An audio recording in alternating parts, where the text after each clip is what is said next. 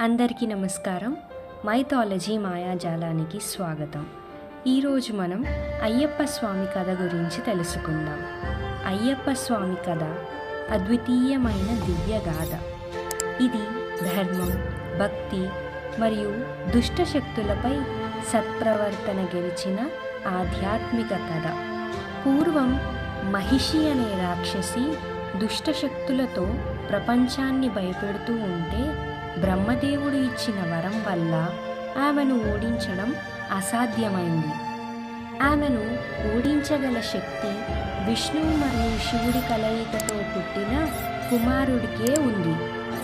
అప్పుడు విష్ణుమూర్తి మోహిని అవతారంలోకి వచ్చి శివుడితో కలిసి ఒక దివ్య శిశువును సృష్టించారు. ఆ శిశువును పాండలం రాజు రాజశేఖరుడు పంపా నది దగ్గర దొరకడంతో తన పుత్రునిగా స్వీకరించారు. అతని మెడలో ఉన్న మణిని చూసి అతడిని మణికంఠుడు అని నామకరణం చేశారు.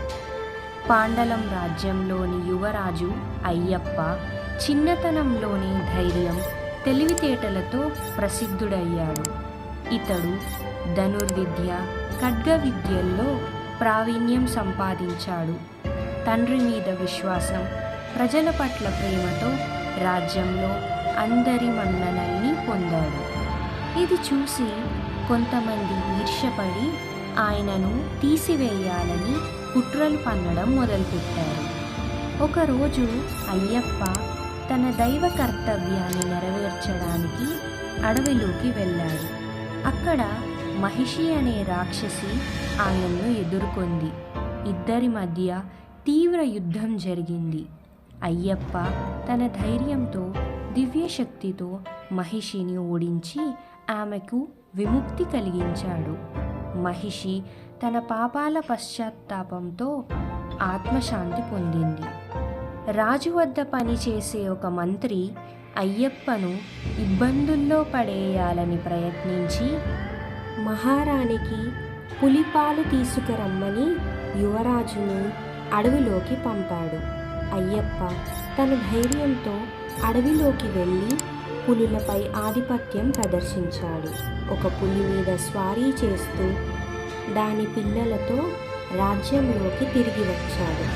ఆ దృశ్యం చూసి అందరూ ఆశ్చర్యపోయారు. రాజు మరియు రాణి అయ్యప్ప దివ్యతను అర్థం చేసుకున్నారు. అయ్యప్ప తన దైవ కర్తవ్యాన్ని పూర్తి చేసిన తరువాత రాజు రాజశేఖరుడిని పిలిచి, శబరిమల పర్వతం నా నివాసం అవుతుంది, మీరు అక్కడ నాకు ఒక దేవాలయాన్ని నిర్మించండి అని కోరాడు. రాజు అయోమయంగా ఉండగా అయ్యప్ప దేవాలయ నిర్మాణానికి సూచనలు ఇచ్చి అక్కడ 18 మహామెట్లను నిర్మించమన్నాడు.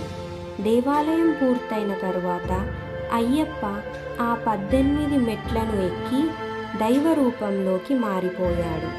దేవాలయమంతా ప్రకాశిస్తూ ఆయన శాశ్వత శాంతిని పొందాడు. ఆ గర్భగుడిలో ఆయన విగ్రహం ధ్యానముద్రలో ప్రతిష్ఠింపబడింది. అయ్యప్ప తన భక్తులను ఆశీర్వదిస్తూ ప్రతి సంవత్సరం మకర జ్యోతి రూపంలో ప్రత్యక్షమవుతానని చెప్పాడు. ఆ సమయంలో భక్తులు ఆయన ఆశీర్వాదాలను పొందటానికి శబరిమలకు భక్తిపూర్వకంగా వెళ్తారు.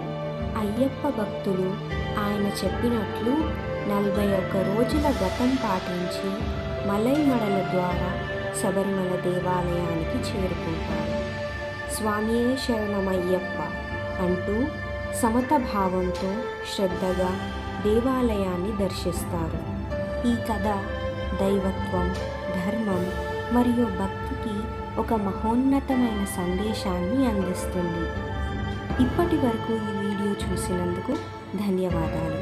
తప్పకుండా ఈ వీడియోని లైక్, షేర్ అండ్ సబ్స్క్రైబ్ చేయండి. ధన్యవాదాలు.